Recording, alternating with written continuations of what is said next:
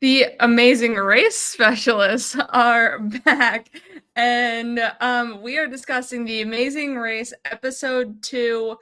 Kyle, how you feeling about the season and episode 2? I really, really liked this episode. The intersection twist can definitely screw some people over, but I think it made for some exciting and interesting interaction between the teams, and that's really what makes the show so interesting. Do we know when I should have looked this up beforehand, but do we know when the intersection was last used?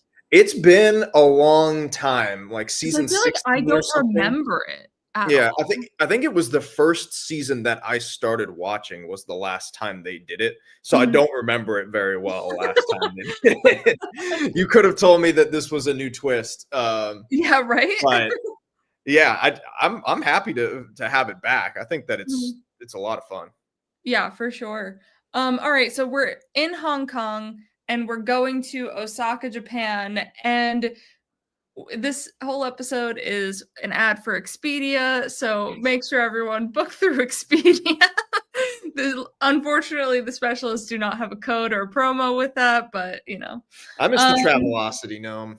yeah, I Those are miss the good that. old days. So they have to go to this travel agent in a shopping center of sorts.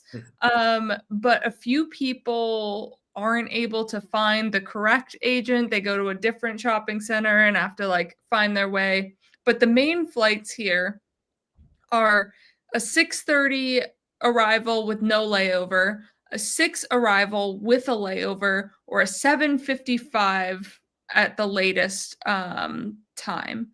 So I feel like I'd opt for the no layover 6:30. Yes, a half an hour is a good chunk of time, but I feel like one wrong turn in a taxi, there's your half hour that you can catch up with or something. Or for Jack and what's his name? Carson. Carson? Carson. They had to wait now at this intersection for another team to show up, and there's their half hour lead blown. And Mhm. the other two teams blew their lead because Ernest couldn't do the roadblock. Boy, So I feel like just the 6:30 flight would be the best option here, in my opinion. I think so too, because you never know about delays with the second flight, and just adding that extra layer in can Mhm. complicate things. So just a straight direct flight, like you said, ended up not really giving the teams on the first flight too much of an advantage because Mhm. everybody just caught up and passed them anyway. Yeah. Um, but so Jeff and Erica were also supposed to be on that second flight, or sorry, that last flight, but Yeah, somehow they weaseled their way into a flight on the 6:30, and I don't know how they got 4 seats on a fully booked flight. Like, did they bump people from the wait list, or how they like actually got on this flight? I don't know how that works. Maybe people were booked and didn't show up, and so it was like a last minute deal. Mhm, But you saw Bernie and Kerrigan talk about, let's see if we can do this too. They mhm. ultimately decide to not. This was a very high risk, high reward sort of deal here from Yeah, uh, from Jeff and Erica. Well, actually, and not really, because they had nothing to lose. All they had to do was just wait at the airport. yeah. So I mean, Erica was like, "Well, my mom is older, so we have to play this game smarter." And so like, yeah, I thought that was great trying to like push for this other flight, and it yeah. worked out for them and they got into that second flight.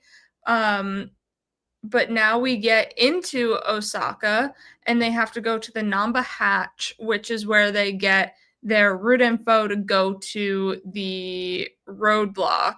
Mhm. Um, and at that roadblock, it's an intersection where two teams have to mutually agree to work together. And the roadblock is who is ready to beat the competition. Kyle, if you don't take this roadblock, we might be in last place. Yeah, if I don't take this roadblock, what roadblock am I doing? You know, like this is my wheelhouse, kind of. Not a drummer, but I am musical.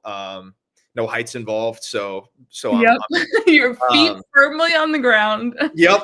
It just depends on who we're doing it with, because that is the catch Mhm. with the intersection is you could kill it, right? It seemed like Mark had no trouble, but Mhm. when you're doing it with a partner and you both have to get through it, you can See, go from the top I to the feel like bottom. they all 3 teams kind of arrived at the same time.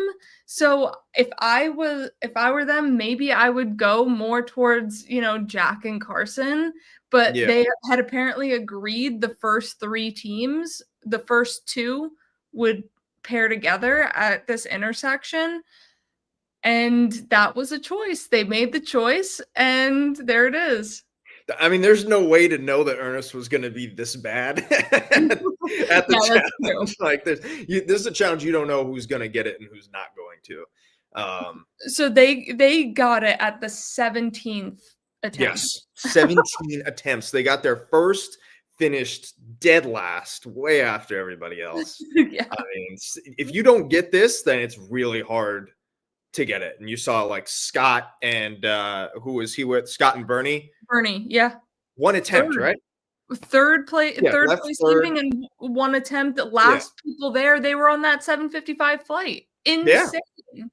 It is insane. Um, I mean, Scott and Lori had an all-time, like, in my opinion, this yeah, was like crazy. crazy. Jairo Garcia popping in saying the last intersection was season 10, 11, and 16. So you were right on that 16.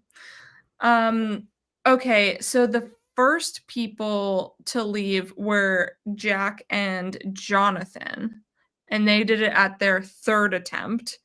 Then we had Alyssa and Mike leave, Mhm. and that was and then 3rd, we had Bernie and Scott.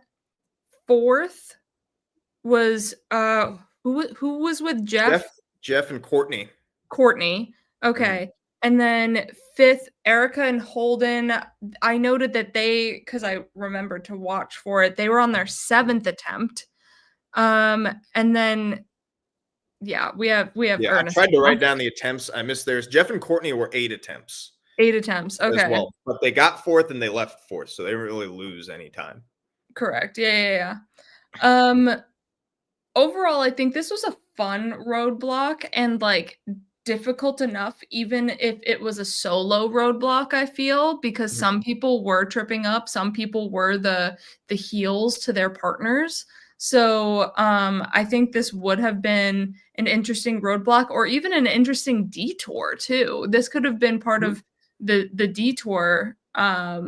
Yeah, this is usually something that I think you'd see in a detour, rather than a roadblock, because you would have to do this performance, what, 12 times for 12 people to get it? Whereas in a detour, when they do a performance type thing, it's usually like, half the group is there so they can get through it. But doing it Yeah. as an intersection allowed them to go kind of fast through Mhm. the performances. For sure. So now they have to go on foot to Donbury Bridge, and that's where they get their detour options. And it's basically a blowout for Mawashi, where they have Mhm. to wrap themselves like a sumo wrestler, or Mochi, where only 3 teams chose Mochi, and they had to pound out the Mochi and portion out 12 Mochi balls. Um, I feel like I would want to go for Mochi first because I like Mochi, but after watching it, I feel like Mawashi is the clear answer. Yeah, I think so too. This is one of the most lopsided detours that I can Mhm. remember. It was 9-3. Yeah. 3 people went to Mochi, and seeing it, Mawashi looked so much easier, Mhm. in my opinion. I mean, people were getting it in two or 3 attempts. Mhm. So it was definitely the easier choice, I think. Yeah, and I think for like Jeff and Pops, it was pretty easy for them to do the pounding of the mochi. They were done. But then the portioning is where Courtney and Jasmine kind of had more of the eye for like that kind of thing. Yeah, Pops and Jeff, they they're have just like these big pancakes. lumberjack hands. Like they have no fine touch whatsoever. That hammer, great. Oh yeah. The flashback, like the home video of Pops splitting that giant log of wood just clean, and what I was like, mesmerized. I mean, that man is a professional. Yeah, for sure. Jonathan and Anna left in first. There were a lot of like discrepancies or like issues by the sumo wrestler with too much slack. It wasn't tucked in, and I think people weren't noticing certain folds of the wrap and everything like that, where it does come down to these really fine details, and you could follow the demo for so much, and then you have to look away to actually do it, and that's when you lose some of the like intricacies of, oh, they folded it, then wrapped it, then unfolded it and wrapped it. And yeah, I don't think it was an easy task, clearly, because Han and Holden were there for a good long while. Because that gave Nick and Mike the ability to not be in last. Yeah. And this was one, you mentioned it last week, where they're starting to give hints or instruction when they go to check. The judge is helping them, kind of like he was pointing to spots on the Mawashi, and in the past they wouldn't do that so much. So there would just be a fine detail, and some teams would just never get it. They'd be like, what are we missing, and do the same thing over and over. But this time teams were doing it in 2 or 3 attempts because they had an idea of what was wrong with theirs. It'll be interesting if, when it's not like performance based, if it's just like, all right, arrange these things on a platter or arrange these things over here based on an image. If like a spoon is wrong or something, and they're like, okay, something is wrong, or say like one of your plates is in the wrong position. I'm not going to tell you what, but give that extra aid. Because I feel like they are being a bit lenient, which leaves you knowing basically Ernest and Bridget are out. Yes. This was a classic, like, oh, maybe they'll get there, before Han and Holden, it came down to the end, and it was like, that was no, it's not happening. It's not happening. Yeah, because like Nick and Mike were there relatively first. Like they were up there for arriving at Mawashi, and then just like fell to the bottom because they kept not being able to get it. And I thought it was hilarious that they actually had to like wrestle this guy. And that was so great. Come at me, bro. And nobody could really move him, and he's just like, all right, I'm gonna take a few steps back so it makes it look like you pushed me out of the ring. This is what's so great about this is great about the Amazing Race, is like they always put the culture in there, and like and have people interact. Like, when else are you gonna wrestle a sumo wrestler, right? Like, it's I don't know, it was just, everybody loved it. Like, that was so much fun. Jonathan and Anna were like, all right, so do we get the clue? And he's just like, he just stood there. Come on. And everybody else could see, oh, we need to do this. But the first, they were like, are you serious? And Nick and Mike were like, all right, we got to get this wrap done so we can wrestle this guy. And it's just like, no, the wrap is so you can wrestle the guy. Like, you have to take your time here. Josiah was loving life in this episode. Oh my gosh. He was so excited. Yeah, Josiah was just like, I love wrestling. Oh my gosh. I don't care what she says for this detour option. I saw wrestling. We're going to wrestling. So, Kyle, who are your front runners for this season? Well, It's a tough question because the standings changed a lot from the first episode to the last. There was a lot of shakeup. I think Jonathan and Anna, they finished second and then first. So I think that they are a front runner. They had a huge lead in the first leg as well before they got equalized. So I think that they're a front runner. And then Scott and Lori, I think I think they're the dark horse. they're the dark horse. They're just weirdly good at these things, you know? Yeah, I think they might flux a little bit in the standings here, but I don't think we're gonna see them go until 6. Like, it has that would be their earliest placement, I think, unless they completely bomb a leg. But the fact that they can come from last and play second, Right. insane. Yeah, and it wasn't luck. Like, they just did the tasks better than everybody They just else. did the They tasks. just did it. It was just like, "Oh, this is how you wrap it? Okay." Yeah. Like, what? Who do you think? I think you're right. I think Jonathan and Anna are gonna be that steady team at the top. I also think Carson and Jack are gonna be up there. And then I think Brett and Mark, they had the pull down because of Ernest, but I think they're gonna be a really strong team moving forward as well. They're a team, I think, next week, I'd predict them to get the express pass. I think they're definitely going to go for it because they're like, we can, it's just us. If we can complete this challenge, we can get straight back up to the top. And then, we erase the deficit that we got put in. Leaving soon, I think we probably will see a Han and Holden leave rather soon. Yep.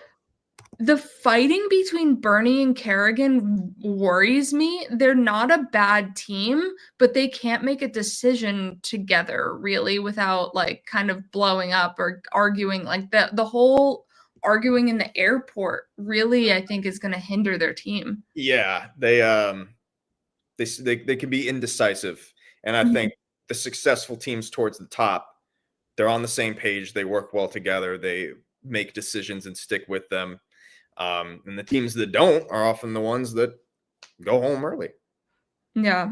What are your thoughts on Courtney and Jasmine? Because right now they're placing middle of the pack. They were kind of lower down last episode, but I feel like they're relying on other teams more, maybe because they were at the Mochi and like we're traveling together a lot with other teams, and then we're like, oh, we got lost and they told us where to go.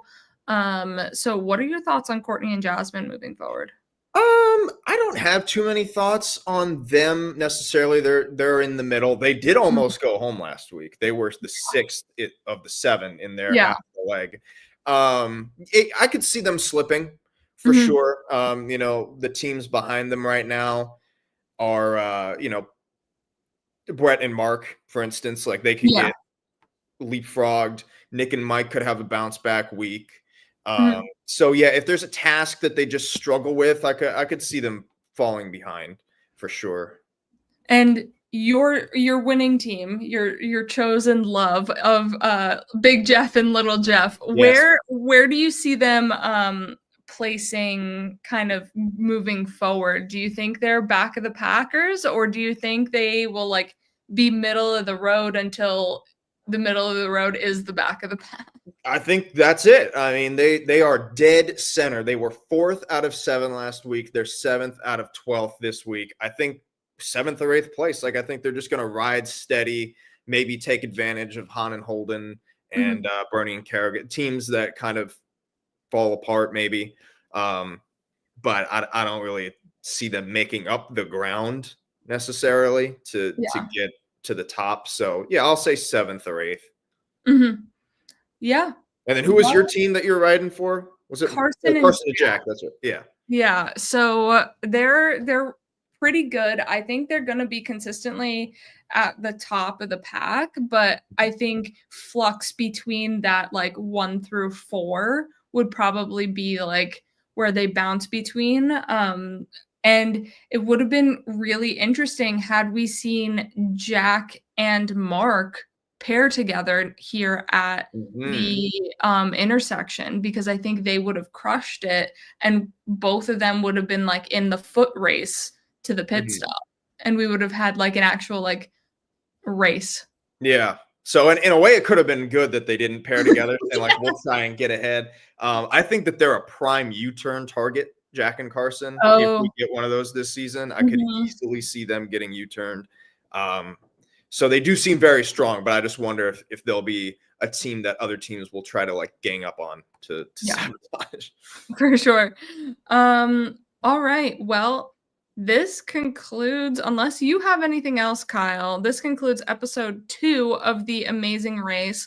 Amazing Race is kind of little short and sweet little podcast for you here on a Thursday afternoon. Not as much to analyze. There's no strategy. We just kind of have to talk about what went on. And if you have any questions, thoughts, leave them in the comments and we can address them in the next episode. But Kyle, anything else? Nothing else. Looks like we're going to be in Japan next week again, throwing stars, and it looks like next week is going to be a big week. It's going to be a lot of drama next week, so I'm very excited. I'm here for it. Maybe we'll get a longer episode because we have drama. Yeah. Alrighty. So we will see you next Thursday. Goodbye.